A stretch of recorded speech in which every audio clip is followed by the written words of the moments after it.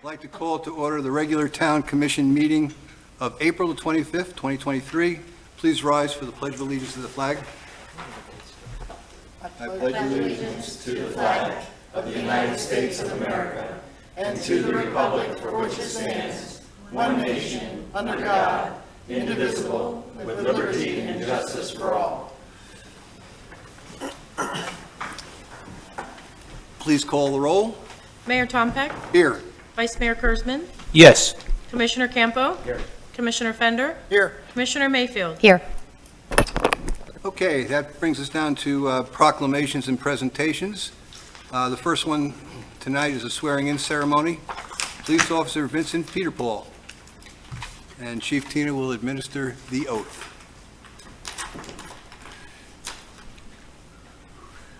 Sure, come on up. You can come on up. He's already come up. That's okay.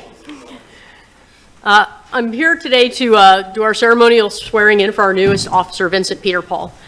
He was born in Elizabethtown, New Jersey, 35 years ago, and he's married and his wife's here with him tonight to pin his badge on him. He attended high school in New Jersey and has an Associate of Arts degree in criminal justice. He has served in the Air Force National Guard, 108th Wing in New Jersey.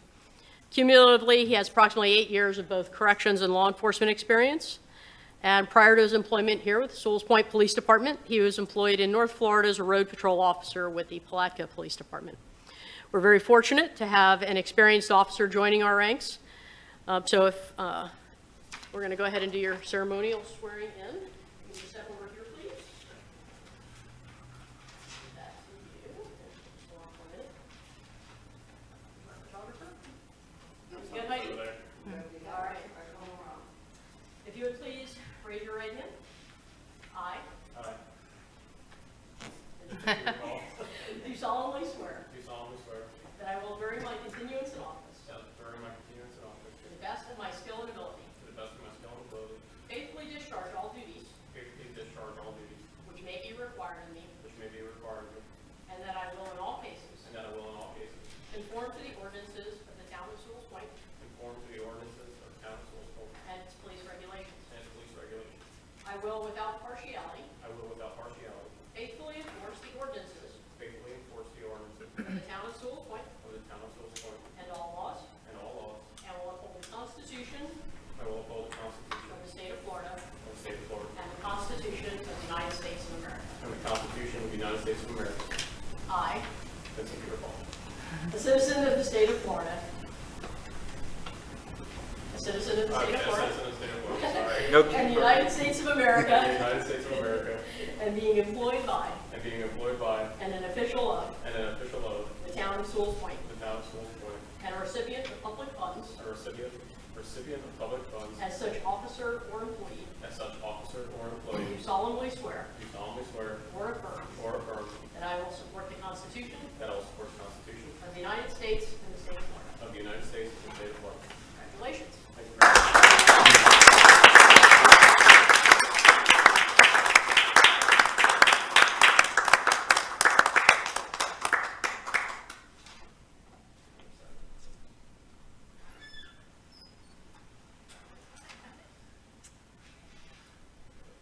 Would you like to say a few words?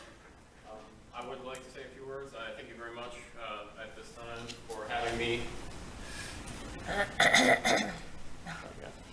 I thank you guys for the opportunity to serve this great town. I've had a great fun thus far, with all the people that I've met, the few people that I have met and have worked with. I look forward to the future, what growth may be there, to continue my career here and hopefully excel greatly and possibly, promote up and stuff. Those are the plans that I do have.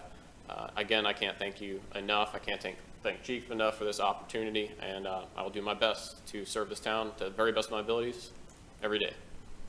Welcome aboard.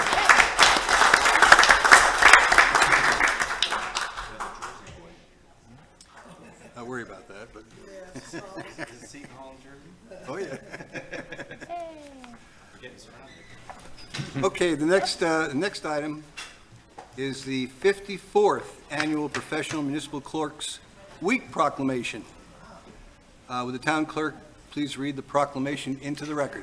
Mr. Mayor, since you are our town clerk, would it be better if I read that proclamation in?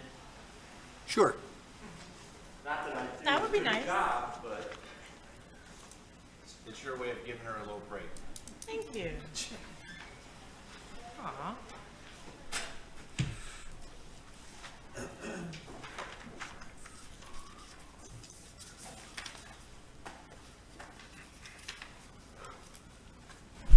this is the 54th, not 84th, Annual Professional Municipal Clerks Week. See, I told you I wouldn't do good. I blew it. That's why she normally does. Yep. Whereas the office of professional municipal clerk is a time-honored and vital part of our local government that exists throughout the world and is the oldest profession among public servants. And whereas the municipal clerk provides the professional link between the citizens, the local governing bodies, and the agencies of government. And whereas municipal clerks have pledged to be mindful of their neutrality and impartiality, rendering equal service to all. And whereas municipal clerks continue to strive on improvement through the administration and participation in educational programs, seminars, workshops, and the annual meetings of their state, county, and international professional organization. And whereas it is most appropriate to recognize the accomplishments of our own Sewalls Point Certified Town Clerk, April C. Stanges, CMC, who is a valued member of our administrative team. Now, therefore, the Town Commission of the Town of Sewalls Point recognizes the week of April 30th to May 6, 2023, as Professional Municipal Clerks Week and extends our appreciation to our certified town clerk for the vital services she performs and the exemplary dedication to our community that she represents. Thank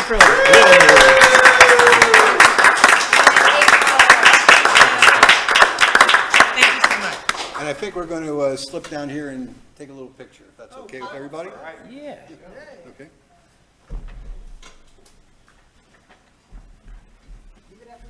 I don't know who's taking the picture. Oh, Mariah's taking the picture.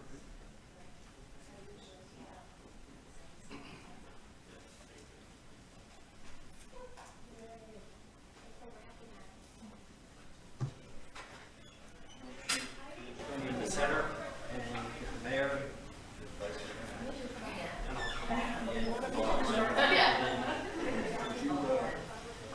Like to hold this up in front?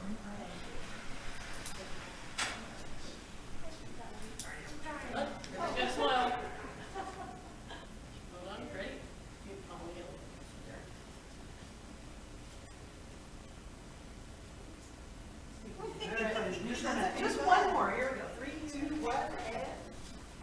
All right.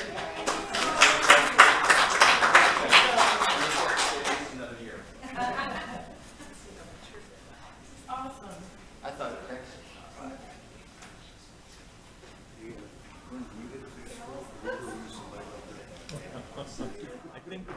I think Vader's coming back soon.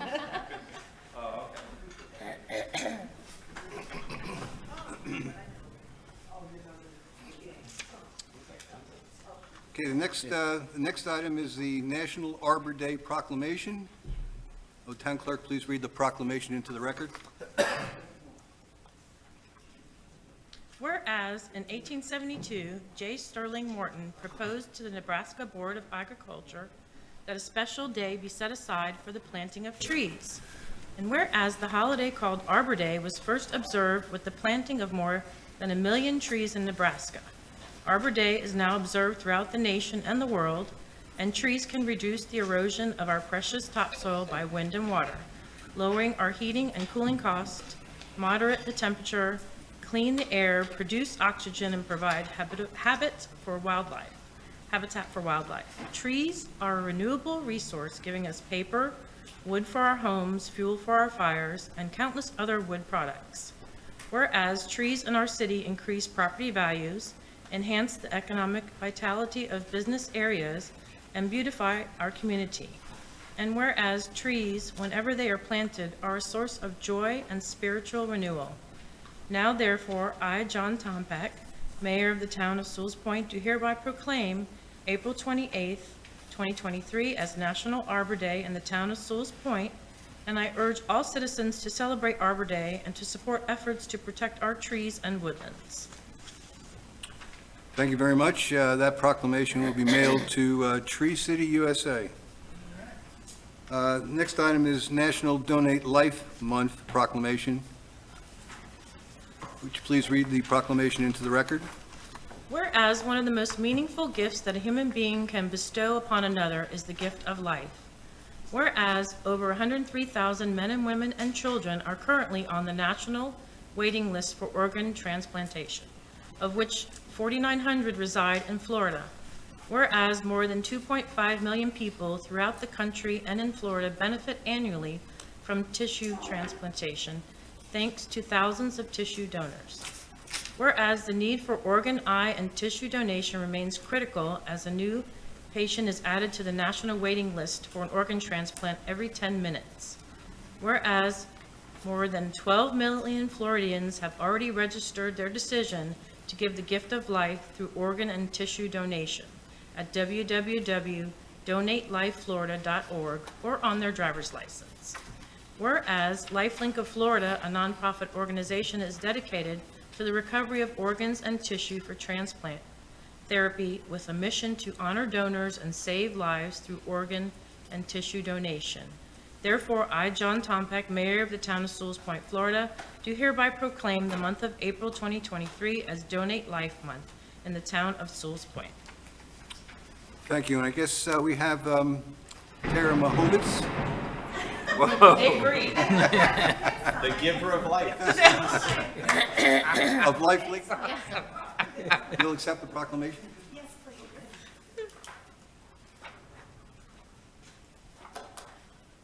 When we get lightning and thunder, we don't need a vote. It's decided. So saith the Lord. That was perfect timing.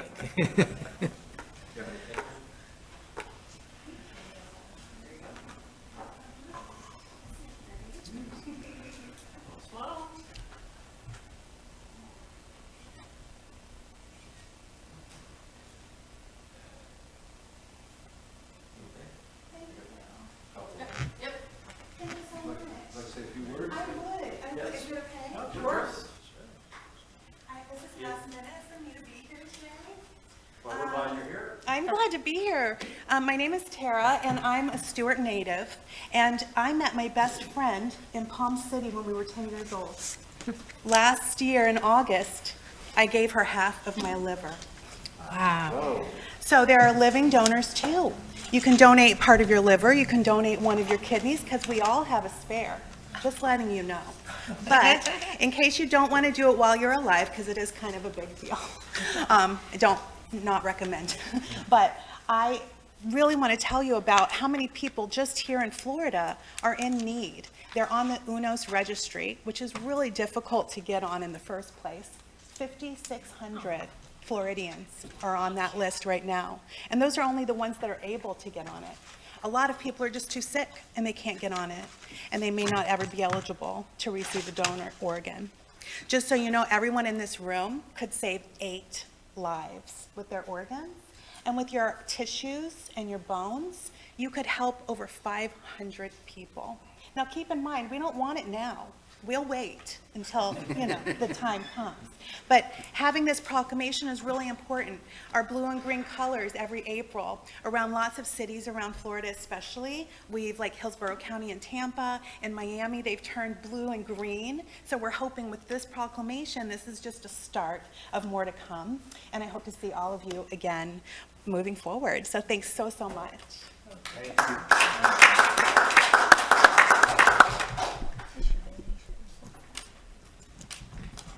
Okay, that brings us to public comment on non-agenda items. I have 2 public comment sheets. Bart and Bill, we'll hold yours until we get to the item. And the other one is Phyllis Castro.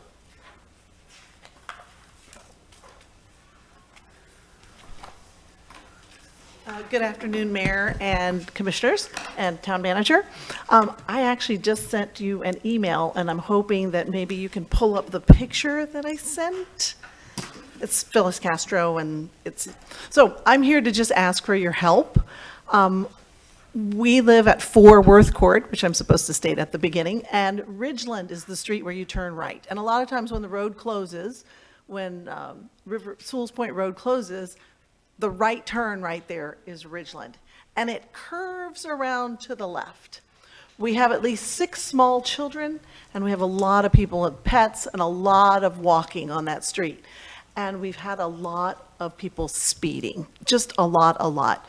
I noticed that there's a new sign on some of the other cross streets, the east-west streets, and I'm asking if there's a way that we could get that sign on Ridgeland, at least to alert people to please slow down, because literally, we have 6 children that are literally under 7 years old that are playing. So, I don't know if you can, that might be too hard. I can, Get it up on the screen. Don't- but I don't- can show them okay. visually. I have a picture up on my phone. I think it's a new sign, and it really says it all. This It's, is one of ours.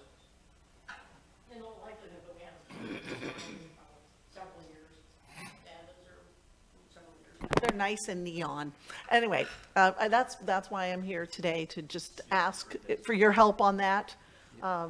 The road curves, and since there's no stop sign there, when you get on River Road, there's a big shrub, so you can't see who's coming up either.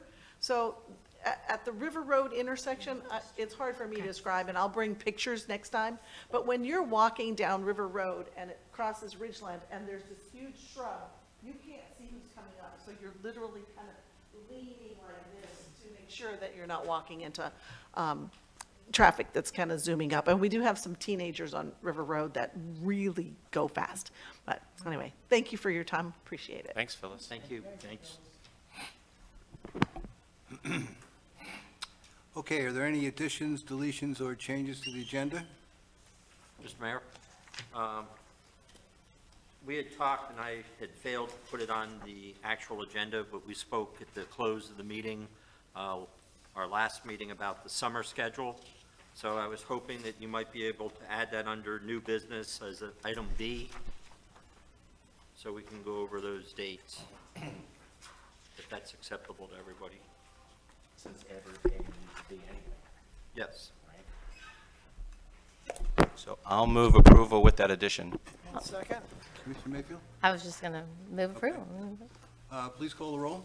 Vice Mayor Kurzman, Yes. Commissioner Campo, Commissioner Fender, Aye. Commissioner Mayfield, Yes. Mayor Tompeck. Yes. That brings us to the consent agenda. Move as provided. Move to adopt as provided. Second. Any additional discussion?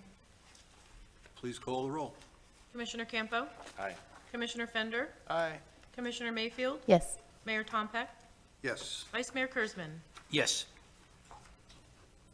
Okay, we have no ordinances for public hearing, first or second reading, no resolutions. It brings us to item 10, old business. First item, 10A, bid for Phase 3 update. Mr. Daniels. Yes, as I think everyone's aware of, we went out to bid for the project, and these are the particular numbers that we have of 12.2 million for Phase 3, and we estimated the project out at 8.5. So we, as I had mentioned at the last meeting, we had one successful bidder, and we've been negotiating with that bidder to see what we could do to bring their costs down. Hopefully, we'll get that done sooner than later. I'm hoping by the end of the week, we can get some direction.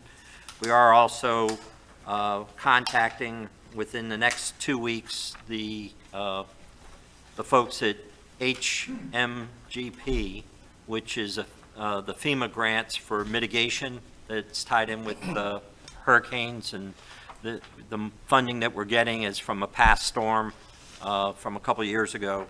And so we're hoping that out of their pot of money that they can help come forward with the money that we need to make up the rest of the difference. So I'm also looking at options B, C, and D on different things that I can talk at the next meeting about, but hopefully I should have everything in relation to that available. I was wondering if Mr. Capra could maybe come on up. I was curious about the, this isn't a minor increase, obviously, and I was wondering if you could maybe highlight whether it's the construction cost, material cost, what's really the driver here? Excuse me, Mayor, can I ask a quick question about what the town manager said? It's Sure, a I'm quick one. sorry. Thank you, no, I'm sorry. You said options B, C, D. Are you talking about, No, these will be additional oh, options. theoretical B, C, D? Right. Okay. Theoretical. Gotcha. Thank you. Thank Sorry. you. No, I Didn't mean to confuse. was like, I missed something. Good evening, Commissioners.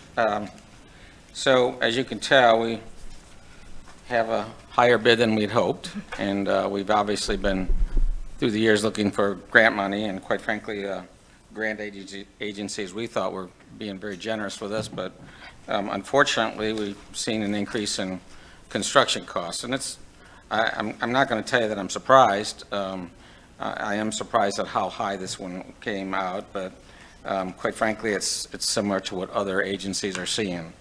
The price of, if you look at the DOT averages in the last 6 months, material costs and a lot of the costs that they incur, which is a good go-by for us, has doubled. Essentially, materials cost has gone up. Contractors are basically, they're overburdened with work.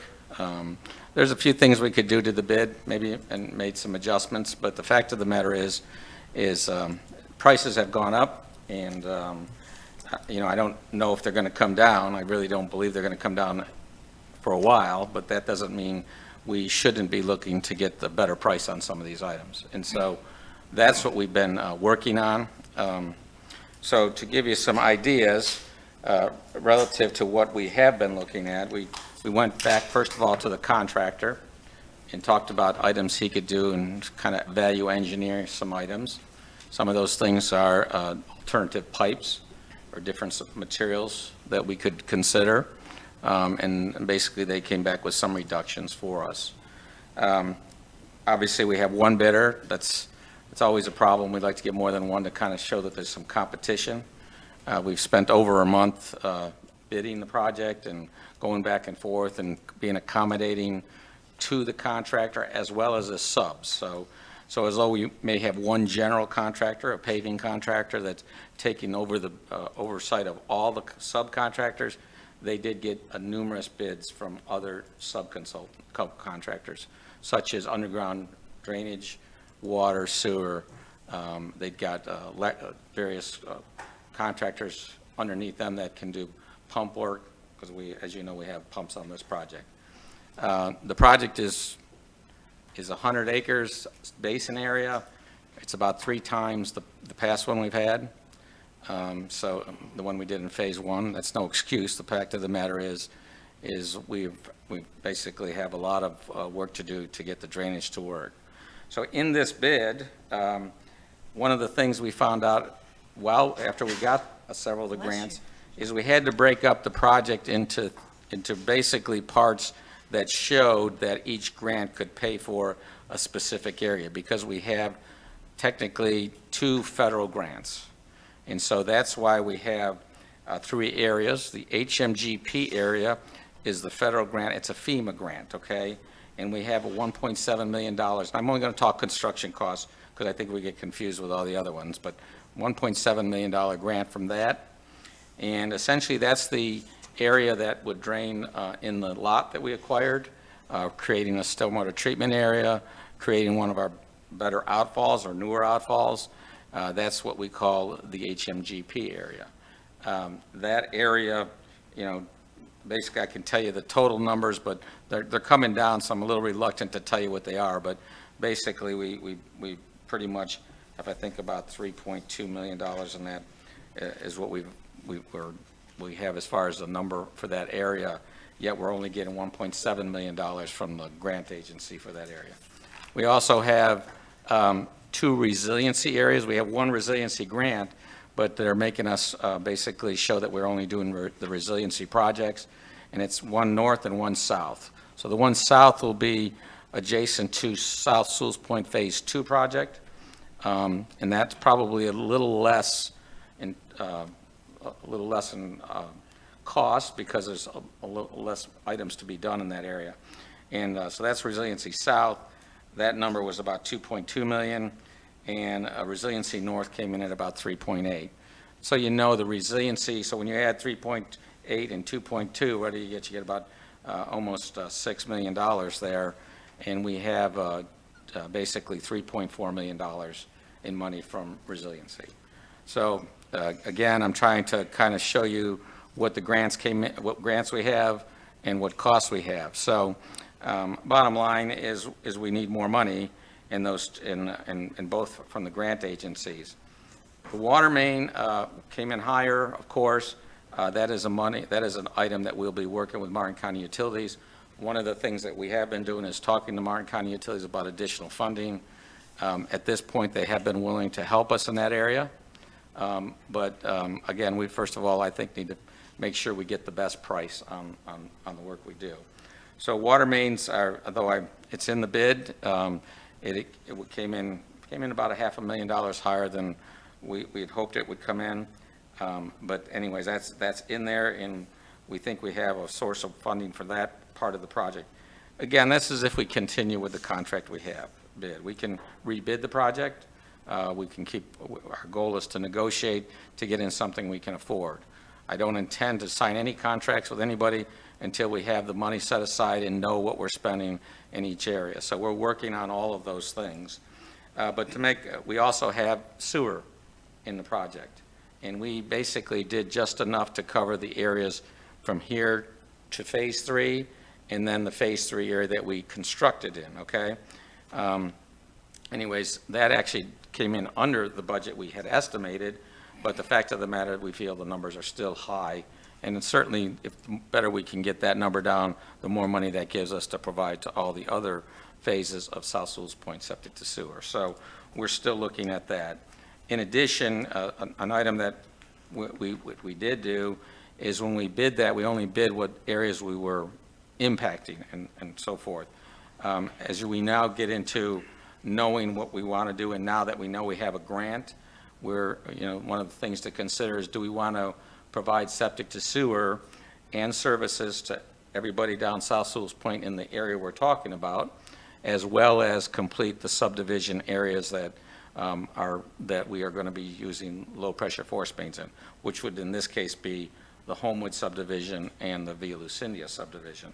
So the bid expected to just do only where we were impacting construction, but I'm thinking you may want to just finish it while we're out there working, and so that number's come up a little bit, but again, that's up to you whether you want to do that. Point I'm trying to make is the numbers, we'd like to kind of work out some better numbers with the contractor. They have come down on some of their items. Some of the things that they told us about was the risk and the fact that they've seen huge escalation in cost, and this, remember, is a project that is going to be, well over 500 days, 520 days to be exact. So, they're trying to predict what the supply costs are going to be for their items in 520 days. So one of the things we have talked about, based on the manager recommendation, is we can buy some of the materials and stockpile it ahead of time and keep some of those costs from escalating. So those are things we're looking at. There's also a benefit that you don't have to pay sales tax, whereas the contractor, if he acquires them, he has to pay sales tax. So there's some savings there. So there's options for things to bring the price down. Also, we're still not considering rebidding it. That's your choice, of course. But I think at this point, we'd like to continue negotiating until we can be satisfied that the number is the best we're going to get. And if that's still not good enough and we don't get any more grant funding, we may need to go out and rebid the project.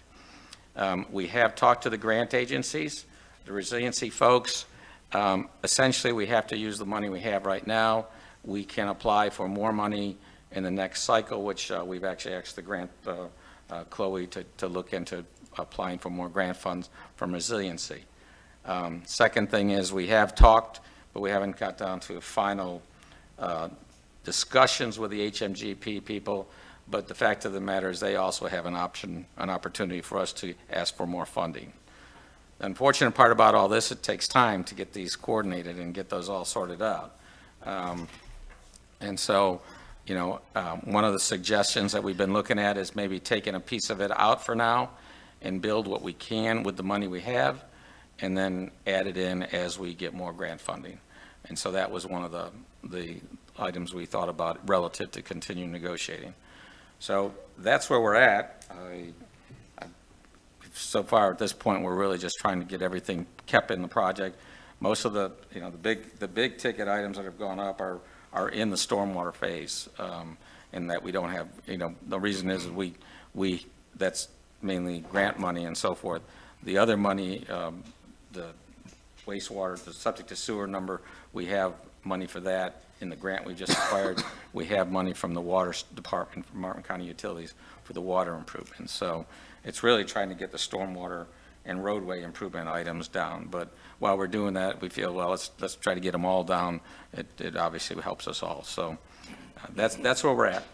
And I don't know, I could talk a lot about it, talk about the discussions I've had with contractors. I can talk about the discussions I've had with the utility department. I can talk about the discussions I've had with other municipalities and what they're seeing.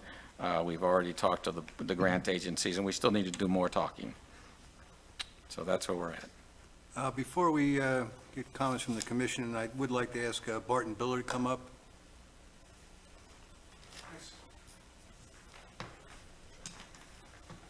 Hi, Bart Biller. I live at A6 South Sewalls Point. I'd like to say good evening to the council members, ladies and gentlemen.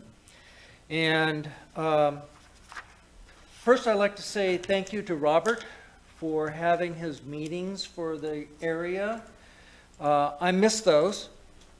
My questions would be directed at those rather than tonight, but I'm going to take up your time, so sorry. I haven't started yet. I have several questions, and I'll be as quick as possible, and you can answer them all at once or one at a time. This has been going on for a few years now. You finished phase one. I'm impressed with phase one because I saw the storm, the last surge we had with a hurricane. I watched the coconuts flow up past my house, and then I watched them flow down to my house. And the next day I went out and phase one completely bone dry. So the system works. I think I've mentioned that before. My question is, what's taking so long, and why did we only have one bid come in? Did we only do Martin County bidding? Did we go up to the northern border of Florida and down to the south? Or did we just say, let's just keep it to the local contractors and see what we can get out of that? If that's the case, that was a mistake. With bids, you have competition, and we only have one. Now, the project is going to, longer we take, it's going to go up in price.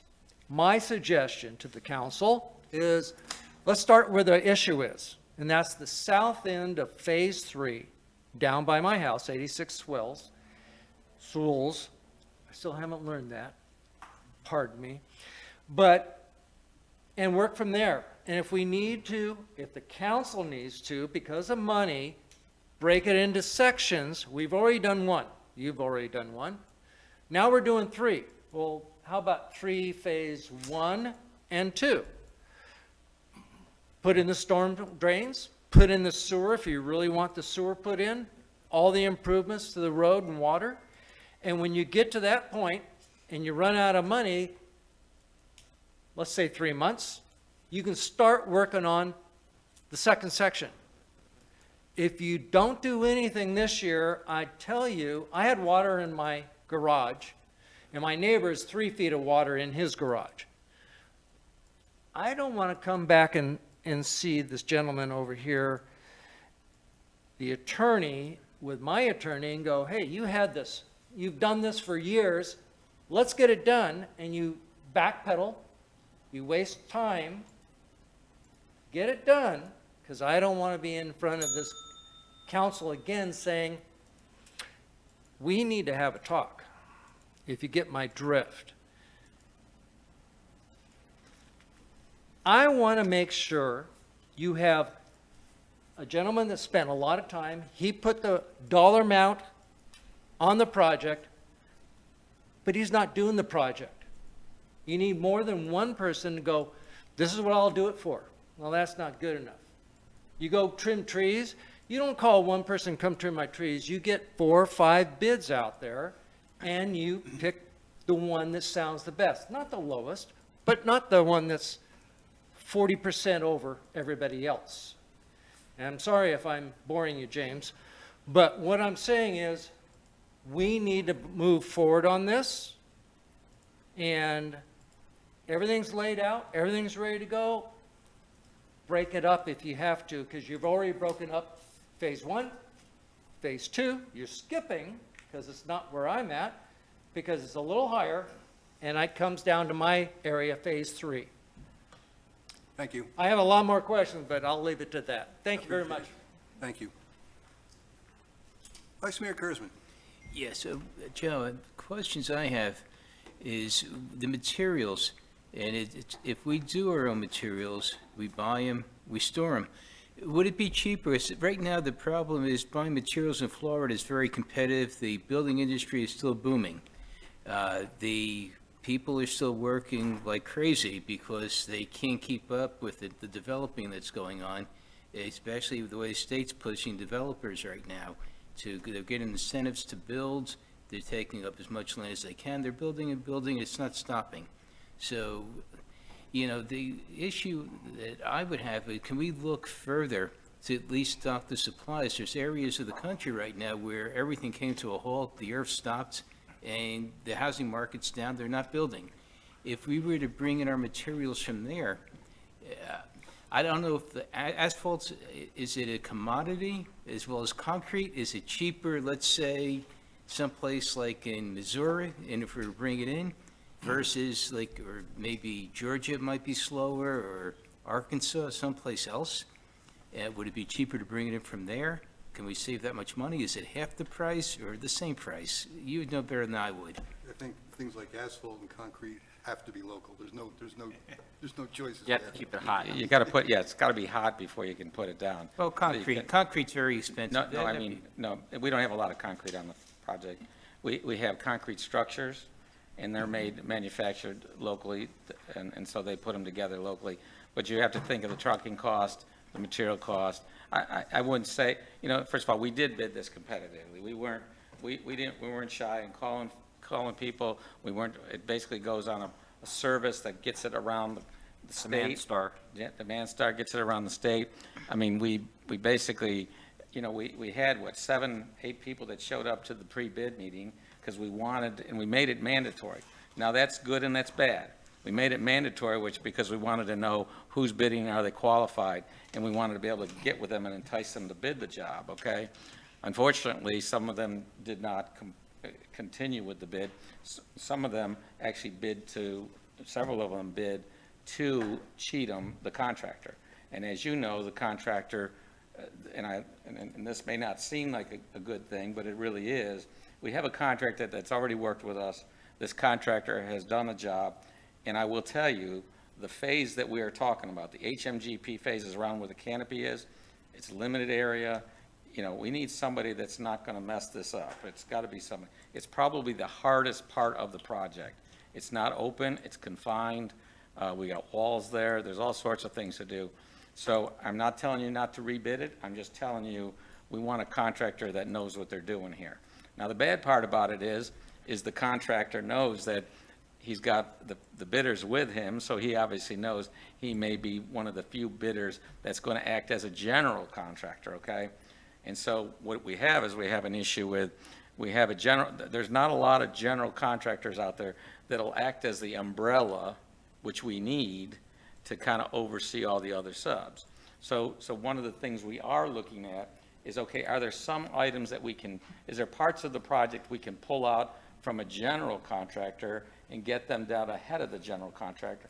So we limit his work to only certain items, which will probably be the stormwater items and probably be the paving items. So just remember, the things that we have involved here, the water and sewer are probably items that we could just hire a utility contractor to put in place. Right now, they're under that sub, as a sub to the general contract. We could probably do that. So we have been looking at that option of doing the water and sewer lines ahead of time. Let's remind ourselves, those lines have to be moved in order for us to build a storm line. The sewer mains have to go in, and they go lower than the sanitary, the storm lines and everything else. So the fact of the matter is they would be out of the way for the general contractor when he came in and did the storm lines, as well as the paving lines, as well as the pump lines. Now, we also have stormwater treatment area, right? That's planted pretty well. And I've done those with and without a general contractor. The unfortunate part about that is when that retention area is dug out, you need to be there right away with the plants, because the next thing you have is erosion if it rains, and then guess who? They're all pointing fingers on who's responsible for fixing up the STA. So, I mean, everything this gentleman has asked for, we're actually doing. I mean, we're actually looking at taking out one of the phases and basically get it done with the money we have, okay? And actually, his is in the, he doesn't know it, but his is in the first phase, so. So, anyways, and that's up to you guys. That's not up to me. It's up to you guys. But I felt that the first thing we need to do, for good reasons, is we want to get done with the work in the lot we acquired, right? Because we need to sell that and get that money back into the system. So I mean, I believe that's our first, that's a section we need to get done first. And so I didn't take that one out. The one to the north is a lot more work. That's where the canopy is. So I'm really trying to get, if I do take a section out, I'm trying to take a section out that probably is a little easier. Let's get the hard work done while we're paying premium price right now from the contractor. That's what I'm thinking in my mind. So anyways, so there's a lot of ways we can skin this cat here, folks. I'm just trying to tell you some ideas that I've been working with. Commissioner Campo. Yes. This is a piece of the process. Mariah's great spreadsheets are just coming out tonight. I just saw them for the first time. If you could get a copy, I think that would be good. I'd love to see your set of eyes on the mathematics of this, both of you, because it's a complicated Rubik's Cube. We're not really making any decisions tonight other than a status of how to proceed. I'm confused when you say cutting back on parts of the project, and then you're also saying, while we're doing the septic to sewer, let's expand it. So I'm confused as to specifically the septic to sewer piece of this. I like to have labels because of all these numbers that are thrown around, and I even asked the town clerk when we adopted the septic to sewer project to include that within the minutes, known as the map associated with Plan 2A, which was approximately 337 connections. So can you tell me the septic to sewer piece, which you say you got on the money? So that piece, I think, that needs to be part of how we're communicating this, because I know there's going to be a lot of people that will say septic to sewer is the culprit here. You made me a believer. You know, again, you're coming up with the money. You made me a believer that you had that number, you know, on the money. So that's good. But I think it's very important that we continue to communicate and label what that septic to sewer piece is. And because the mayor likes me to keep rolling, I'm going to just hit it with my second piece, and that is my general direction is for us to continue negotiations with Cheatham, and but I also think, since the county is a full partner in this process with us from a couple different perspectives, both the septic to sewer, they will be our service provider, as well as the force main, that before we look at a final proposal with the details, and I understand there's hesitations in letting out too much detail this early in the game while we're still negotiating, but my thought it would be to move ahead and continue the negotiations with Cheatham to see if there can be some different configuration between the contractors, subcontractors, to get the price down. Because in any business, there might be a sweet spot in one sub's work. You know, maybe some like to do the pipe, some like to do the, STA. That we give the county, specifically Sam and Leo from the Utilities Department, a week to look at what we would like to proceed with, to see if they have any money-saving ideas. We have, they have a lot more, they have a deeper bullpen than us. They've got a bigger tackle box, to use a non-sports analogy, because I know Kaya's a fisher of, so they've got piggybacking, they've got contractors that have been vetted in different expertise, and since we will be partners with them and they have an interest in the cost, I would like for us to give the county a week's time to review our final numbers to see if they can, pull some strings and come up with some numbers that are more economical. One other thing I'm thinking about, and we need to make sure we separate this in our own minds, is that the septic to sewer grant is considerably larger and separate from these other grants. So the fact that we have plenty of money here to do the force main in this particular project area, that's not really relevant to the fact that we don't have enough money to do the stormwater work. And, I keep thinking that, and this seems to be, a continuing problem, is that, we put together the phases and we do the estimates, we go out and get the grants, and, before we can get really rolling, all of a sudden the prices are a little bit higher and we got to do something else. And, I could see you grinning a little bit when you're talking about breaking up phase 3 into, 3A, 3B, 3C, because that sounds familiar, doesn't it, everybody? Too familiar. But it's obvious to me at the same time that you have, construction costs that's $4 million more than it was before. You might be a good negotiator, you ain't that good. So I'm afraid we're still going to go back to the point where we have to break this down into some kind of phased approach. Commissioner Mayfield. Yeah, I hope I didn't cut you off. You were doing a good job with my light. I wanted to say it was unfortunate that it came in so high, but as you said, not totally unexpected. From what you've said and talking with the town manager, I think you guys have done a good job trying to explore a lot of options. I think it's kind of creative, for lack of a better word. I think that shows how important this whole project is, and I just want to say I think you guys are doing a good job. Continue on the path. I believe the town manager, you guys both had wanted a little more time to negotiate, and then the next logical step, to the mayor's point, that's a lot of money to try to get down, would be doing it in segments. But you want kind of a last chance to see what you can do with the negotiations. Is that correct? Yes, I mean, and, we're, of the 4 million, we're probably down $1 million, but we're not anywhere close to the additional. So, and basically, we're taking on additional work, meaning stockpiling material and so forth. So the fact of the matter is, it's highly unlikely we're going to get to 4 million, okay? Yeah. And that's why I went to the option of, first of all, taking out some pieces. And just so you know, the first people we did talk to is Martin County Utilities. We met with them, talked about the numbers and the unit prices, and they actually had received a bid on some of the septic to sewer items, and they were substantially lower, and that's what gave us the idea of maybe piggybacking. Now, will be something that Glenn will have to help us with, but one of the problems we have is their contract. First of all, it isn't signed. It isn't a contract that's been signed yet. It was just bid, and the problem is their contracts are maximum of $300,000.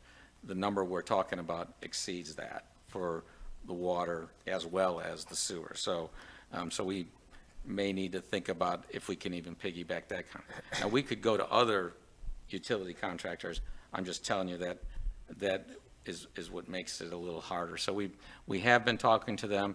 I went over this with, as you know, Sam's right-hand man is Leo, as well as Jeremy, and I will give that to them for a week to look at it, just to see if they've got any different ideas.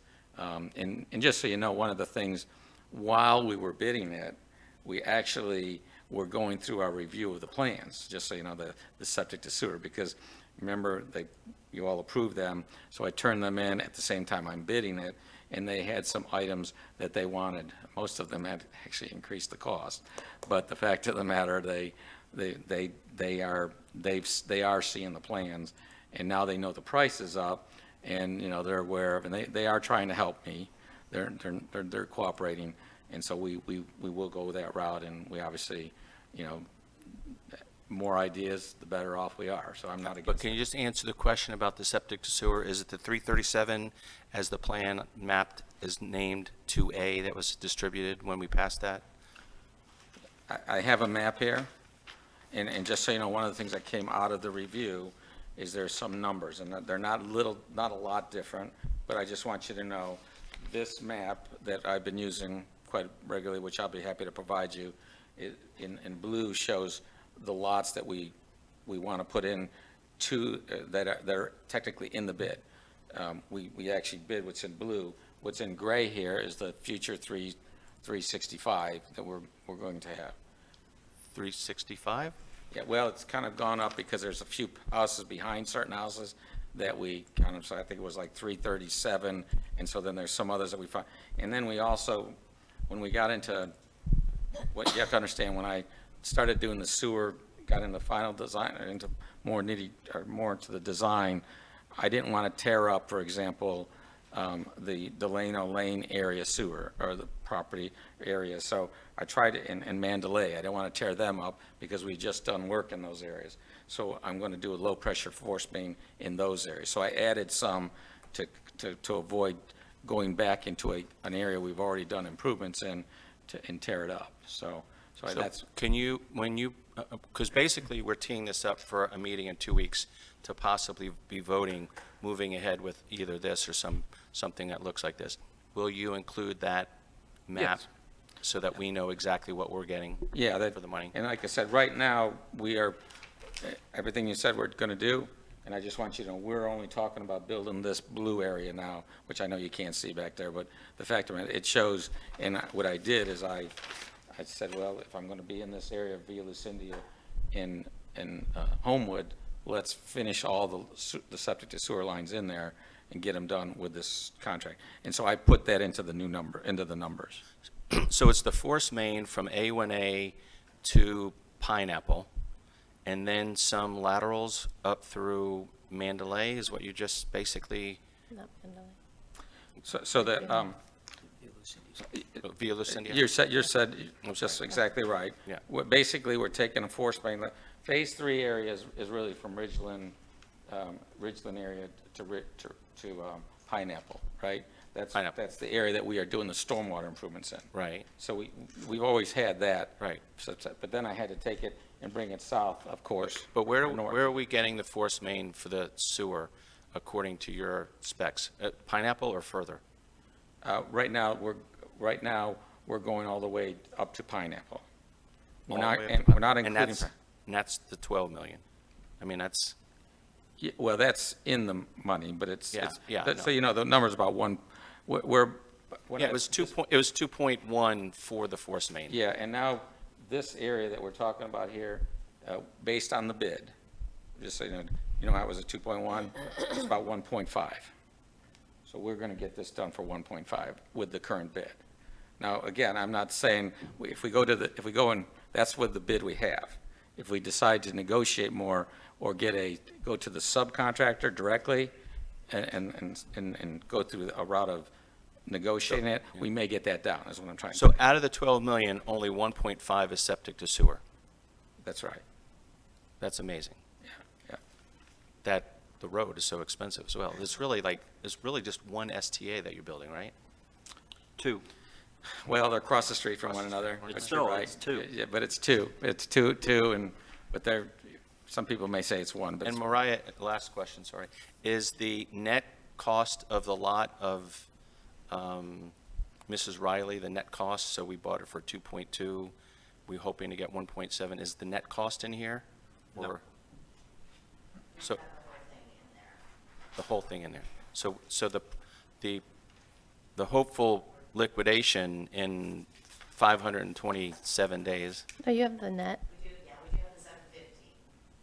I mean, I just got it right now, so. Right. Yeah. Okay, can I clarify it? Yeah, there's Okay. a lot of data, and Right. we have a lot more time to chew it. Sure. Okay. First off, the 2.2 is not in here. Okay, what's in here is the allocation that HMPG or GP will give us for the property, and that's the 750,000. So it's the part of the property that we're using for the STA. Right. So that's what you see in here. The 2.2, the remaining part is what we hope to get once we sell the property. So it's not included in these numbers. So you just withdrew the whole thing. Okay, gotcha. Right. So all we have in here is what we know we're going to get, The net cost. dollar costs. What we're going to get in the future, it would be unfair for me to come up with a number for you because we don't know. Right. Okay. And what I have, if I may, Go ahead. I think we need some clarity here on the connections for the septic to sewer program. We came here in December, and you authorized 148 connections. And then we came here a few months ago, I can't remember the exact date of the meeting, and we talked about going to the full 350, 347, whatever the exact number was.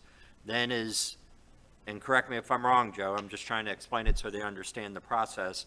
When he took the plans in and they started looking at some of these anomalies, like the roadway that would have to be torn apart that we just, put in, those type of things, the county was also in agreement of doing the additional number of grinder units to bring that number up to, 160, So let me tell you, the first one, everything you said is correct.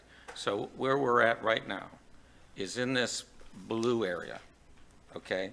There's about 165 connections. Yeah. There's about 165 in the blue area, okay? And then this darker gray area gets up to the 365. So there's about 200 additional that we'll get into there, and we'll move forward with after we get all this sorted out. So my point is, Right, but that's not in That, the realm of this project. that's right, the 200 is not in the Right. contract, yeah, you're right. the point is, I still need to come back to you all with a recommendation to do the 165 now as part of this whole project. And that hasn't been done yet because we were trying to work out the cost factor. So, I'm- Without the visuals and the data, it's hard. I mean, I Got it, I got trust it. you both, Yeah. but numbers and maps. That's right, what I you're got. right, I mean, you're right. thank you. Vice Mayor Kurzman. Yes, Joe, the main concern I have right now would be the expiration of the grants. Are any of these grants for Phase 3 going to expire this year if we don't start work? No, I did talk to HMGP, which is FEMA today, and they did get them extended to the end of 2025, the HMGP grant, okay? Great. The resiliency grant is 3 years that we have on that one. We want to get them, as you know, we want to keep moving and using the grant money so we get more grant money. So that's kind of where we're at. So I hope we don't get even close to the deadlines of these grants, is what I'm trying to tell you. And that's what we're working to happen, is make sure this keeps moving. Commissioner Mayfield. Yes, just real quick, I wanted to bring up, because the public comment, they mentioned how long things take, and I just think it's important to emphasize that for Sewell's point, for this road project, it is just so expensive, particularly compared to how much money we have. I don't know a lot of municipalities or counties that do projects that are that much higher than their recurring revenue. This is what did you think it would be, 9 million, and we have our recurring revenue is 2.3, so we have to fund this through grants, which is what we're doing, which is a time-consuming an arduous process, and not to mention construction projects in general, I don't think are known for being super fast. At least it seems that way with my home, so, or when I've done them. So I just wanted to point that out. Okay, so I think, do we have a consensus that we ask town manager and Mr. Capper to go ahead and see what you can do to bring it down a little bit more, and then come back with a proposal to maybe split the project into some pieces, so if we can't get down to where we need to be? That's what we'll do, and we'll talk to them. I want it to be more than a talk. I want them to look specifically and give us some written comments. I want to get them to, be a partner with us and not just say, yeah, it looks good, because we're ready to move ahead. It might be a long time, we've been here for a long time. This does take a long time. So we're making huge amounts of progress, and I'd like the county to give us written comments on the final bid after you negotiate, those things, because if there's a way that we can benefit from their savings, I want to know about it. And if there's not, then I want to be able to tell the public, this is what we went about it, and we have safety numbers. We even went to the county with the final bid, and they gave it their blessing. I think that would go a long way for us, because this is going to be 500 days and 22 days under construction, and we haven't even started that. This is a year and a half. So we want to be able to look back at this and say, we dotted the I, we crossed the T's, we measured 3 times, and I'm ready. I'm ready to do something, whether it be incrementally or subbing out or getting more money from other jurisdictions. But I think we're. I think that sounds fair. I think that sounds fair. All right, thank you. Joe, you might want to stay there. I have a feeling we're going to be asking you some more questions. Let's see, the next item is contracts with CapTech Engineering. Town manager, you want to introduce the item? I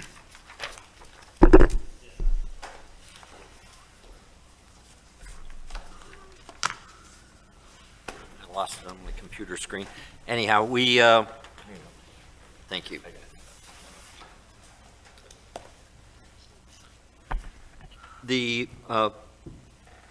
We have a continuing service agreement with CapTech to be our town engineer. Those continuing service agreements are for 5-year periods. And when we deal with road projects like we have, there has to be an allocation outside of the normal, the fact that he's, part of our team as being a town engineer. We have to include the costs that he has for each one of the projects as part of the expenses for that particular project. And the grantors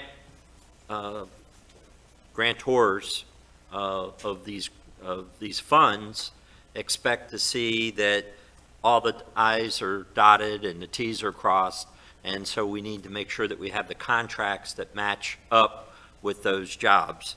And so what you have in front of you is one memo and 4 contracts that cover, to start with, the South Sewalls Point septic to sewer task, the South Sewalls Point road resiliency, and as we had mentioned before, there's 2 different grants that we have on the Phase 3 resiliency project, and one is an GP grant, and the other one is the DEP resiliency grants. So they're all spelled out here in the contractual basis, and then the last one being the commercial septic to sewer grant, which is obviously the smaller of all the projects that we've done, but that's hooking up our commercial buildings here to our west and town hall. And so we're going to walk the same walk that we ask everybody else to do on South Sewalls Point Road. So what I have in front of you are those contractual agreements, and ask that you discuss whatever questions you have on them with Joe, but they're pretty much the standard agreements for doing the type of work that we're doing, and I have those for you. I guess I would have to leave it up to Glenn, whether it's one motion to approve all the agreements, or if it's a separate motion for each agreement. You could do it all as one. Okay.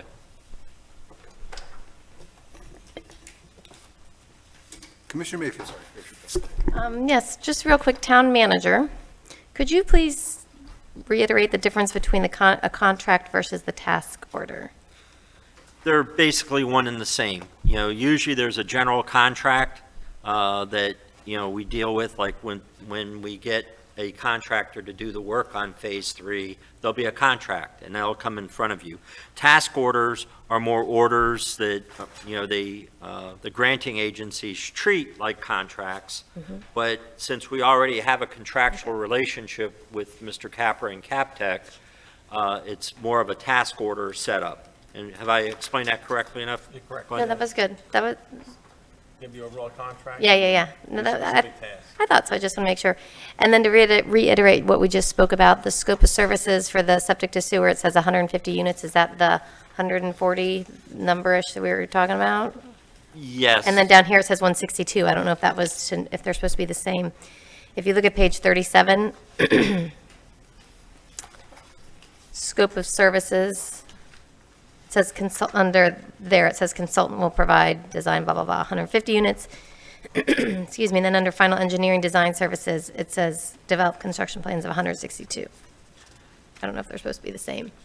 It is really the same, Right. but I haven't come back to you officially Okay. to ask All right. for the increased number, and, because that might change, so we might have to amend his Okay. contract if, you know, we try to do what the county's going to allow us to do. And their preference was to have certain things included within the agreement, and by putting those in, it had to expand, you know, our purview over what we're doing out of the Phase 3 resiliency project. Doesn't change the overall number at the end unless they agree to it. Okay. All right, that's it, Mayor, thank you.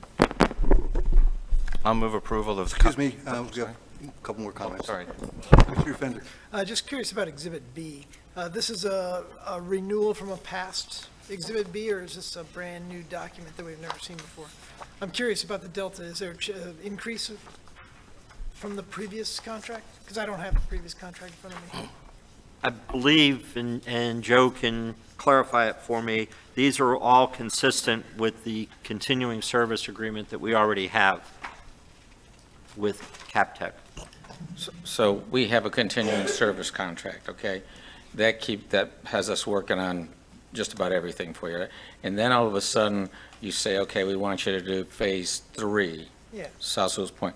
And so then we started with, if you recall, if you see, there's like 3 agreements relative to Phase 3 here over time. Once we started with, we first started with a HMGP grant, and then we got into the resiliency grant, and then we got into changing things around. And so it ended up being there's 3 contracts. What's important to recognize is most of this, just about every one of these, you have seen this contract before. You've seen the cost. I've come in here and told you this is what it's going to be, and I even have, I have a chart that says, but I have to make sure the contract doesn't get signed until the grant agency says you can start it, which makes you get reimbursed. Really, have your rates changed? Yeah, Are these no, rates the rates are escalated? the same, Okay. but don't get me wrong, over time, this contract, not just these individual ones, this contract has escalated, okay? So I just want, and you've approved those, and they've come to you in a separate agreement and say, the billing rates for Captech have changed. They haven't changed in these, they changed before that. How long before?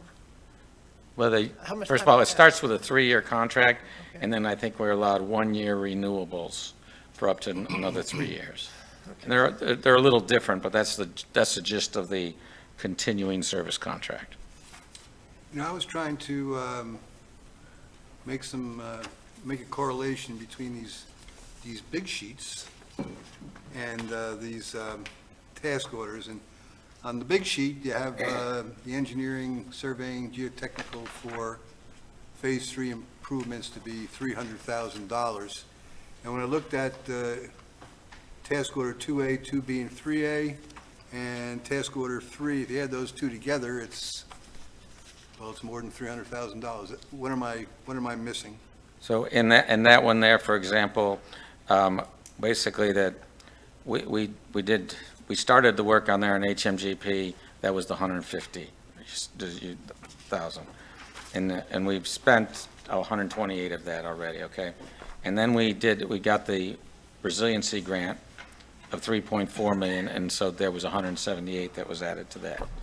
And then since then, we've done other work to sort out the lot, as well as working on easements, as well as doing, and that's got us up to 185. So the 85 is actually work that we'll be doing while we're under construction.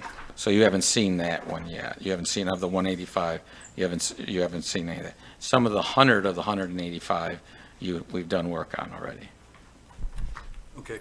So it did go up in the sense that we not only did design work, but we went to bidding, and then we went to construction phase, which you haven't been billed for that yet. We haven't done the work yet on that.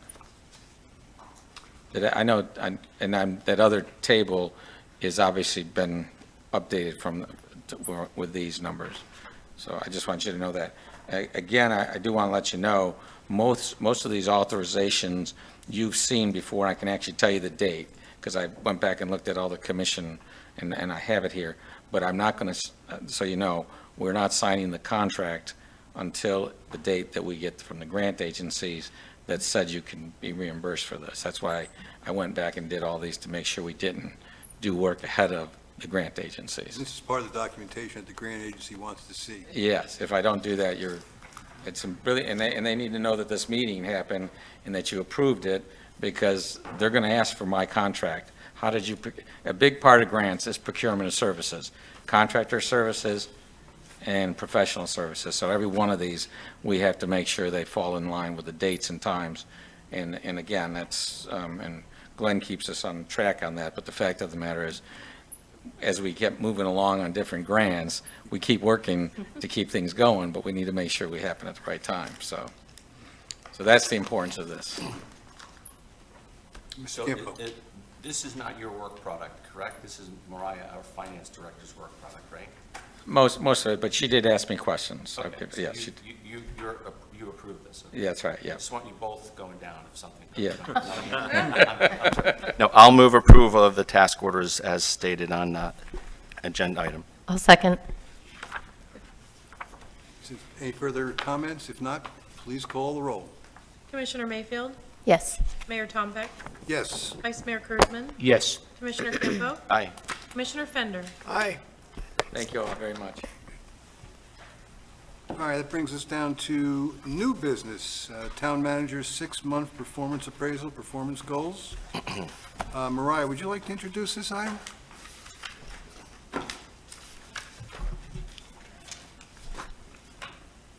Good evening, Mayor and Commissioners. Just basically to start off, the town manager's employment agreement required a 6-month performance appraisal. And so as of February 7th, that's when we sent out a memo with a performance appraisal that the town has used in the past to all the commissioners. And then we received them back. And what I did is I went ahead and I tabulated everything. Basically to get an average of all the scores in each area. I put them in the summary. And then everyone that had comments, I took all the comments off of all the submitted performance appraisals and stuck them in each area that, they were applicable to.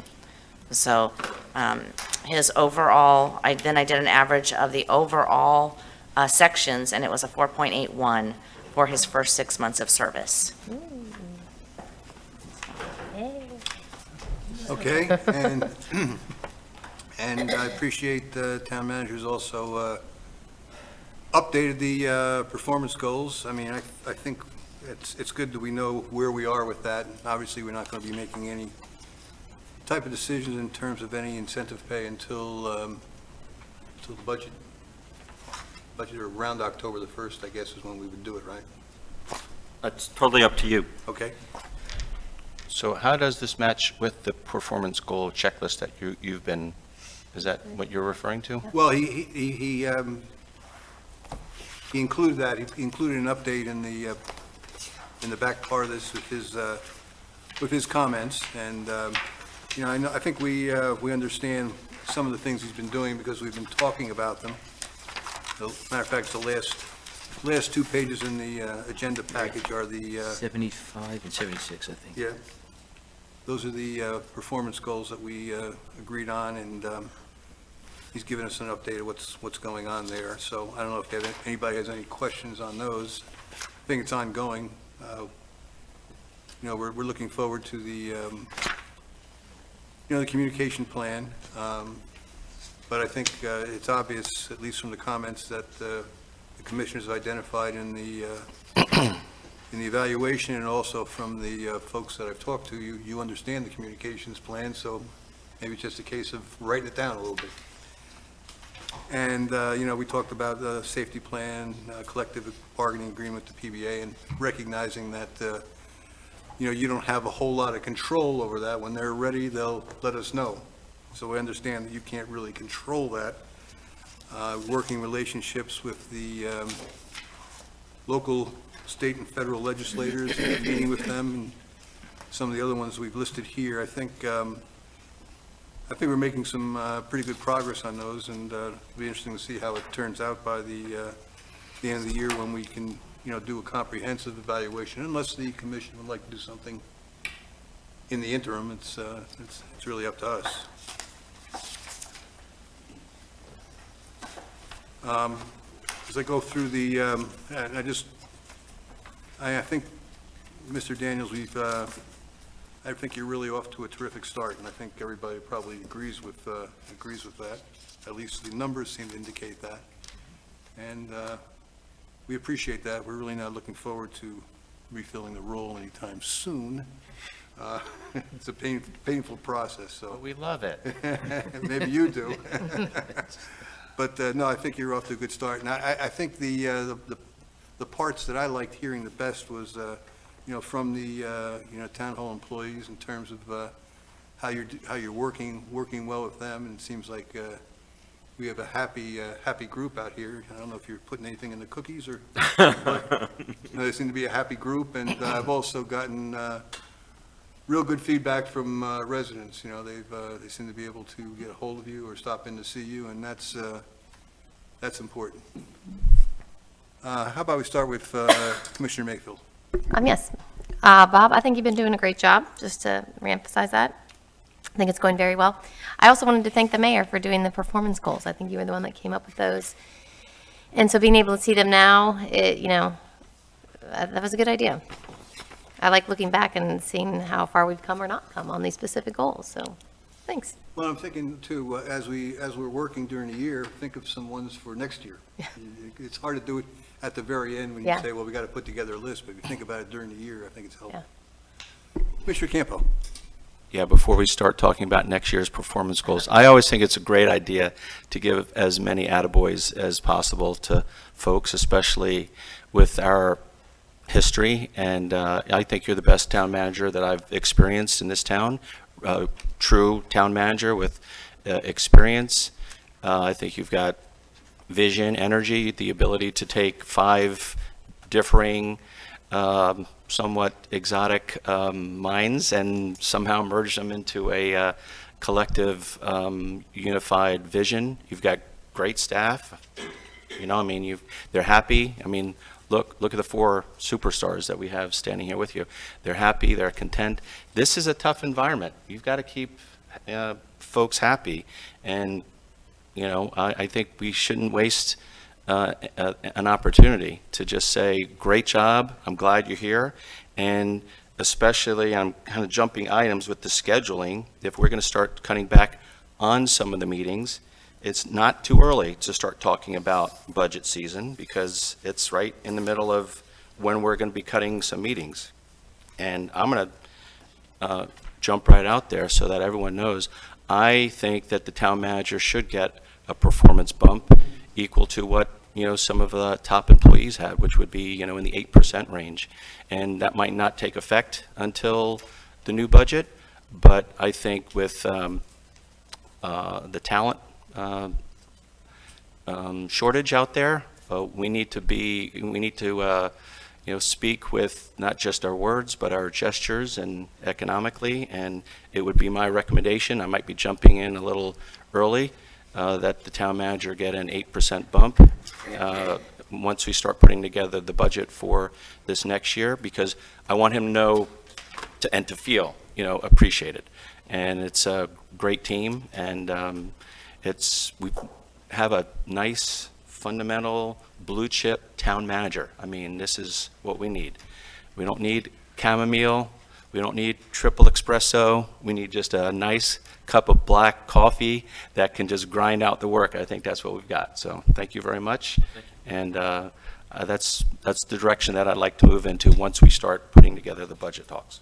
Yeah, my recollection, and I'm sure somebody will correct me, is that what we had agreed upon was that the town manager would get a similar cost of living raise to everybody, all the staff did, and then we could go above that. And I think it was up to 3%. It may have been more than that. So I think that's where we'll be talking, hopefully in the not too distant future. Vice Mayor Kurtzman. Yeah, I'm glad to hear that everybody feels this way. It's nice to see everybody's 100% agreement. I feel we definitely made the best decision bringing you in when we did, and we couldn't have picked a better person to put things together the way you've done through tough times. And it's nice to speak to residents saying, I like the town manager, which you don't get a lot of that in the past. I mean, right now, I've been through, I think it's like 4 town managers since you've been here, and you're the first one where everybody's saying they actually like you, which is nice. And to hear James talking about a raise, I've never heard that either. So you're doing quite a job. I really appreciate it. Thank you. Anything you want to add, Mr. Daniels? Yes, I wanted to thank all of you because, when you do hire a manager, there is a risk factor that each of you took. I was an unknown quantity, and I think I've brought forward the professionalism for the position and obviously the energy and communication. And, communication can be a one-way street if I end up talking to myself and not have the availability of talking to you all. But I know within just, the last couple of days, I've reached out to all of you just on different issues that are affecting the town. And I try not to keep you in the dark on anything. And that's kind of been my goal all along. I will admit that I think there's a lot more to this job than my other managers might have had to deal with, just by the sheer number of projects that we have coming down the pipe. But I always try to take time out from my staff, and I always stress the teamwork because I couldn't do it alone. So, if it wasn't for the town clerk, if it wasn't for my finance HR director, if it wasn't for, my building official, code enforcement, and mentor of Jack Reisinger, and if it was, yeah, I didn't say that yet. So, and obviously Tina. I mean, there's not a day that doesn't go by that I have some type of question for maybe the historical side of it, or do you have any feedback on a particular location? And all these things are very helpful to have those resources. And I know I won't have them for the whole 10 years that I plan on being here, 20. And obviously you all are the ones that make that decision, but I've always said from day one that I plan on being here. This isn't a stepping stone, this is where I want to be. I think I've outreached to the residents. They might not always, I'm apolitical, so I don't, when I'm talking with residents, I want to listen to their opinion. And then I think that helps you all when I get a chance to advise some of the information that I hear out there, so you can make a better decision. And that's kind of what a manager's job should be. And, I like the fact that, we can have some very transparent conversations with each other when we do talk. So I get a better understanding of what your take is and your understanding of whatever the issue might be. So that all works out well. And of course, Joe Capra, we've spent a lot of time together in the course of the weeks, and, it's going to be more busier, I guess is the better term, once we do break ground and we start doing the things we need to do. And as we talked about, some of these performance objectives and stuff, we all know that there's priorities out of those. And my priority has been stated by the commission is getting through this phase 3. So, there's some things in there that hopefully I'll be able to address by the end of the fiscal year or when I need my next evaluation, which is really in August. So, but at least I can show you what we've accomplished on each one of those objectives if I haven't reached them at that point. So, but I'm putting forth all the efforts and getting this job done, and I really appreciate the support I had from all. Oh, and I forgot to mention Glenn, I'm sorry, which again is a great resource because of his historical knowledge and also the knowledge of the legal climate here in Martin County. So who did I miss out? You got everybody? So it's like I said, it's all a team process, and thank you very much. Thank you for being here. All right, that brings us to new business item 11B, Town Commission meetings. Yes, we were kind of talking, and my goal on the budget process is to not make it as laborious within the summer months as most, and it's just not here, but most jurisdictions try to get everything in, because a lot of the numbers that you use to crunch are available in June and July, so you can finalize a product and bring forth. But I like to take out those items that we don't have to necessarily do in the summer. Capital improvement projects. I mean, we've been through that with the strategic planning. There will be a follow-up to the strategic plan by Dr. Delaney in June. She'll be here to, again, do her recap of the plan. But I would like to look at those 5-year plans that we have worked on through the budget process last year, and you worked on it really with Dan Hudson. But, we've kind of taken it to the next step, and not only items that you can read, which, are very visible and dealing with, but I think, the other items that we want to put on the plan for future years and doing the updates. So that's kind of, so where I'm getting to is probably the second meeting in May, we're going to have a look at the capital projects budget. And not to really be much different from what you've already seen here, but it's just formalizing as that part of the budget. And I'll be sharing that with you as we go through the process in May, and then, ultimately ask you for your support for our recommendation for the capital budget. As we know, most of our capital projects are all evolve around grant funding. So, even though it's a 5-year budget, we kind of look to the future and where we want to be at, but we have to fine tune the numbers each budget year for the capital projects that are going to show up in that fiscal year. So, so keep that in mind as, I bring that forward to you, and hopefully you'll like the process a lot better instead of trying to cram a whole bunch of numbers at you at the end of the day. Now, are we talking about having only one meeting in July versus 2? Is that what this? Yeah, I'm sorry, I got kind of long-winded. But I get paid by the word, I think. I don't know, new contract. Yes, I think I'm trying to. What's the difference between these two versions? Okay, the one version that doesn't have the highlight is what you've already approved. That's the one sheet of the meetings.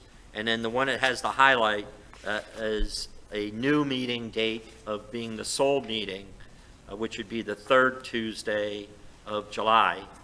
And instead of having the meeting on the 2nd Tuesday and the 4th Tuesday, it would just be that meeting date. So it gives some. So you're cutting out a meeting, but it's 2 pages. And then one with more meetings has one page, so Yep.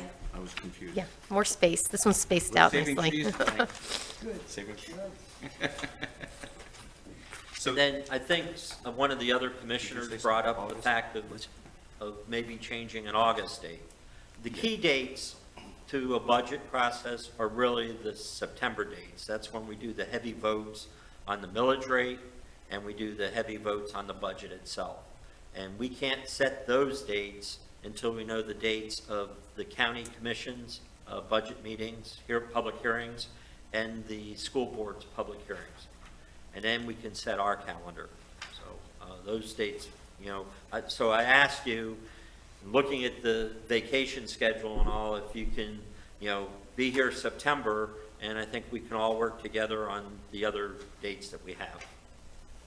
Can we do one August meeting? That's up to I can support that, so. How about the rest of the commissioners? I have to go back and look at, I've got a wedding out in Denver sometime in August. I need to figure out when that is, but yeah, I'll probably do it. I'm good with that as long as, I think we're pretty efficient these days. I think we're running pretty well, so as long as there's not an issue. I think summer is slow and people do go on vacation, so as long as the town manager feels like it's reasonable to take care of all the business we need to take care of, and if something comes up, then I suppose we could add a meeting, right? We could always call for a special meeting and just provide enough notice, so we're transparent to the community and we get the agenda out and everybody can know it. Unless it was to declare an emergency because of a hurricane, I don't want to bring that up, but, we're going to have a very slow season in Martin County, I think, for hurricanes. I hope. Okay, so you want us just to give you some feedback, or do you want us? Yeah, well, if you can take a vote, and that way you all can make plans if you're going to do it. If you want to wait on August, we can discuss August at the next meeting. I just wanted to put it forward to you all. Commissioner Campo? I'm okay with one meeting in July and one meeting in August. I might have like a private meeting with the finance director to go over the number crunching, Yeah. And I just throw out there, I know that we are hitting a moving target, but in September, a few years ago, we scheduled a budget meeting during a Jewish holiday, so let's be careful of that. Would- So that would be September. Okay. And Vice Mayor, I think you had requested the August. Which day are you thinking? And we could do it at once as opposed to, Can we just do August 22nd? It gives us really the whole month of August pretty much to do what we want okay. in part of July, if that I mean, works you for don't want to do everybody. this? You don't want to do this? I love doing this, but So that would be, Just do you want to go meeting 6 in weeks, August, 20 basically, with no meeting? no, that is a while, I guess. Maybe you'll. If you moved it the week before, in between the 8th and the 22nd, the 15th, whatever. The 15th I'm good with. That one's written down, the 20th. August 15th. Oh, I told him. Town Manager, I had talked about this with you. The 18th is Tuesday, July 18th. Glenn was just looking at his calendar. I haven't. So it is the 18th? I guess I, It's the 11th, 18th, and 25th. Let me consult my. It is the 18th. It's Tuesday, the 18th of July. Okay. So change that to Tuesday, July you know 18th. what? I think I was looking at June, sorry. Or Okay. we could rather- Since you don't want to have the gap, that the vice mayor talked about, you want to do July 25th and then the August 22nd one? But then you have the gap from June to July. Why don't we go July 18th and August 15th? We'll Yes. just split it down the middle and do the Yeah. third Tuesday. Yeah. July That's fine. 18th and August 15th? Yes. You think that'll fit into yours? I'll go back and take a look. I'll let you know tomorrow. Okay. Because if we need to adjust, we can always adjust at the next meeting, too. Okay. It's not etched in stone. Commissioner Mayfield? Yes, I'd make a motion to approve the 2023 commission meeting calendar with the date change of, I guess, how do I say it? Only one meeting in July on Tuesday, July 18th, and then only one meeting in August, Tuesday, August 15th. I'll second. Please call the roll. Vice Mayor Kurzman, Yes. Commissioner Campo, Aye. Commissioner Fender, Aye. Commissioner Mayfield. Yes. Mayor Tompeck. Yes. Okay, that brings us down to commission and staff closing comments. You have any comments, Mr. Daniels? I don't believe so. Chief, have I missed? Yeah.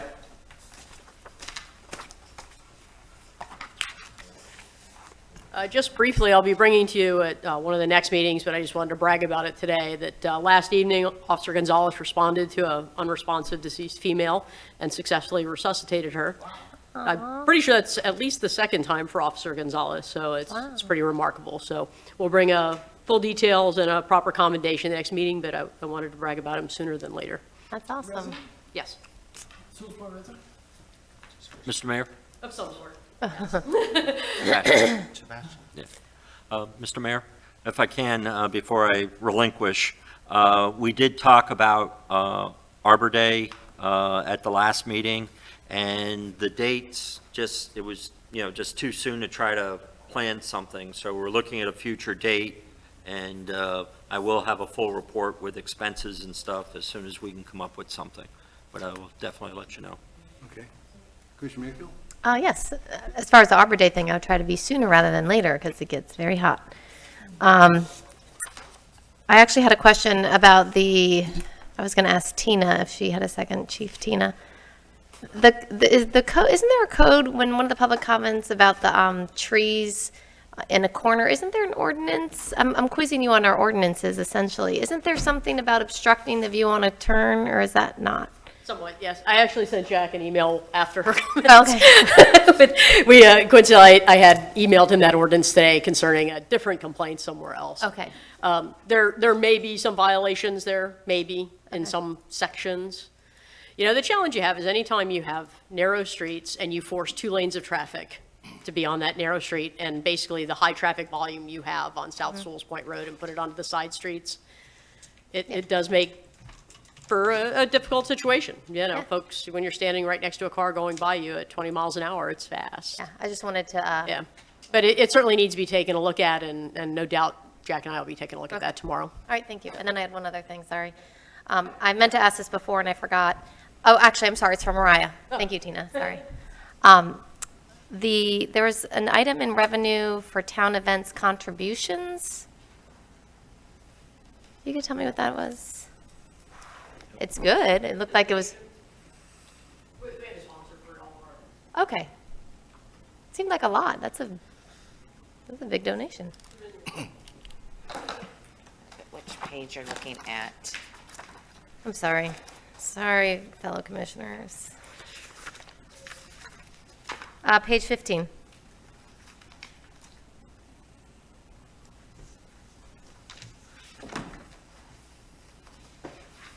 Contributions, it's the $50,000. It's actually, yeah, it's actually, it was a contribution, kind of a grant, but it's truly good. It's going to be one of those that we're going to present in a budget amendment because it is meant for the PD. So. Oh, but somebody donated it? Yes. Okay. I hadn't heard about that. That was awesome. Yeah. So we'll Well, be it was doing. a check, but when- it was, well, Yeah. so. So you'll see that in the budget amendment, basically. Okay, so No. it's not town events. That was just a place to put it, kind of? Okay. All right. Excellent. Well, that's good news. Thank Good you. eye, good eye. I was like, somebody's donating a lot to our events.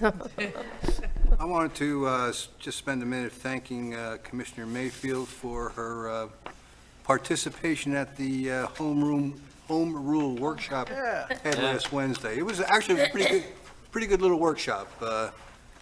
We're new. Tom Campenny for moderating it. He not only moderated, but he had a lot of information as well. But it was interesting, and I think that one rule, one law you're trying to pass with the Form 6 is I think it already passed. already passed. And that affects all of us. Both houses? No, we have to. Did it pass both? Oh, I thought it was done. Maybe it's not. It was supposed to, this week, it was supposed to be at Okay. the House of Representatives. The Senate passed it. Okay, maybe it was just that everyone is pretty sure it's going to happen, and that Yeah, I means think, we have to disclose a lot more on our forms. That's not going to be popular with a lot of folks, that's for sure. But anyway, I wanted to thank you for representing Sewalls Point so well, as you normally do. Welcome. And the information was valuable. It was a nice event. Thanks. Commissioner Fender? Yeah, I just wanted to make a quick announcement. I was approached by a resident whose elementary age son would like to start a Sewalls Point Chess Club, and he's asked if he can either use the park or the commission to have a chess game with whoever's part of this chess club. So I'll just let you know it's happening, or it's in the works. I don't know when there's a date of that, but asking if you might consider allowing them to use some of the facilities for some chess games. And Commissioner Campo. Yeah, just a few miscellaneous things. Did you want to get an answer from that, or did I cut you off? No. Just some miscellaneous things in no particular order. There was a lady that offered the town $100,000 in order to put a statue of her deceased husband, who was a state trooper in the park, and I don't know whatever happened to that. She came a couple times, don't you remember? I do remember, and I think Chased her away. that's a harsh way to put it. Does anyone have any contact with, I could have sworn we were going to have I think we a were, small Oh, no, there was committee. going to be somebody that was going to come up with ideas that were more palatable, maybe for some, because I believe it was going to be a statue. I mean, the cause is awesome, but it's a statue of a person, and so there was like, some ideas of doing something for the police in general, I believe, or something interactive. That's my memory is. have you heard of it? No, this is Chief? It's a different check? Oh, No, it was a true, it wasn't a Sewalls Point resident. It was- I think no, was it was it was Clark. Clark. Actually, Trooper West was a Sewalls Point resident who was residing in Sewalls Point in active duty when he died on duty. His wife, Mrs. West, still lives in Sewalls Point. Yes, she did want to donate. It was going to be up to that amount for an actual full Yeah. bronze statue of Trooper West. And as I recall, the discussions were is that you did want to craft something maybe slightly different, maybe, Yeah. tributary towards all law enforcement in addition to her husband. And I thought someone was supposed to pursue that in some Yeah, I direction. thought If you, so, yeah. I'm more than happy to bring Mr. Daniels up to speed, Yeah. and if you'd like to, we Oh, contact her and ask if she's still interested in some sort of memorialization. I mean, I could see where you could create some real child-friendly, Yeah. policey kind of things in the park dedicated to him that might be a very fitting tribute. And I need to take back, my word palatable was the wrong word, something that was more inclusive or, yes, that's the word. Yes, because her message was that she wanted Yeah. to reach children in law enforcement, and there may be some different ways of doing that, and try to bring those back to you. But To we're happy me, to it do was that. a no-brainer, and how it hasn't happened, but I appreciate your Sure. offer to bring him up to speed and see. And My what, my one condition would be that the check cleared. yes, and that other check what that was about was that we had a private foundation contacted the police department asking us to accept a $50,000 donation for the exclusive use of the police department, however we saw fit, as long as it was not in relation to politics and things of that nature. There were some minor caveats which weren't anything we'd ever entertain anyway. So, Well, that's awesome, congrats. thank you. So another miscellaneous thing is, I wanted to thank and congratulate both Joe and Commissioner Mayfield in collaboration of what is a great project, which I was also active in somewhat, and that is, as memorialized by page 1 from Mariah, we're gonna bring septic to sewer to Town Hall. We're going to set an example for the community that we think it's enough of a goal that we are going to spend our own money to make it happen, and we're going to get our money from Tallahassee. That was, when we stubbed out that pipe, when we did North Sewalls Point, that was over 4 years ago. Wow. Yeah, and I remember when it was Jamie Underground was doing the pipe, I said, Joe, make sure it goes under A1A. And Michelle Berger called back and said, hey, regarding you calling Joe, he works for me. But I think it's a good idea. I'm like, okay, just do it, But we had that pipe, we got it stubbed out. And when you look at this, it's not just a great presentation, but when you look at the collaboration, and if you think there's politics in this building, there's politics all over this corridor to get that many people. Just to know that the St. Lucie Building Association has already paid us $62,000. Those buildings between these two buildings, which are the Spotwoods, they're pumping out, because I see it from my office, every 3 weeks. And that's just not good for the environment. So for us to be able to do that, this is an example of a great project Years ago, Commissioner Mayfield brought home the bacon. Joe stubbed out the pipe. We worked on them. I worked on them with Michelle, worked on them with Dan Hudson, worked on them with Bob, and it's just a beautiful project. And to see all the numbers, balance, it's just something that warms my heart. So moving on to the next one, and that is the status of the Heritage Lot sale. I'm wondering if we might take another look at that, because my information is we're not getting the stampede of interest that we thought. And I haven't talked to you about this before, but maybe last meeting. So we need money, we need cash. And we're all prepped. We have the deed restriction, I think. We have the lot that's trimmed, it's all cleaned up. So would you all entertain maybe coming up with a different strategy to liquidate that? Not my strategy, but a different strategy, because what we're doing right now has brought us 0 offers or interested parties. Mr. Daniels? I think any discussion, I would ask that you wait to the next meeting, because May 4th is when the proposals for buying the property, if anybody is interested. And it is a closed bid process, so I can't see somebody coming out and saying, hey, I'm going to go ahead and bid this to it. Again, maybe it's the information you hear is correct. Let's but- put it on the agenda for the next meeting. Okay. And if the results are not what you had in mind, maybe come up with Plan B. Sure. Okay, let's Sure. do it that way. Let's do it that way. Thank you. I don't have any inside information, so. Oh, and one more thing, we can't forget Tom and all the work he does. Yes. When we are going around the room. I knew I missed somebody. Well, it's very nice that our meetings are streamed live on YouTube. That is a big deal. That was a big point of contention for a long time. He's helped us with the sound problems that we were having and coming in early and testing. And one thing I did want to mention, we did do a loop of all the Easter photographs that were taken. Even prior to the meeting starting, it was a loop on YouTube. And then I think you probably saw it just before we switched over to the meeting agenda. But, that was all, with the chief's help and Tom's help and some of the other folks that had supplied pictures. So, and it's just another way that we can let people see that we are a community and we do work towards that. And it's those events that really bring us all together. Okay, any further commission comments? If not, a motion to adjourn? So moved. We're adjourned, thank you.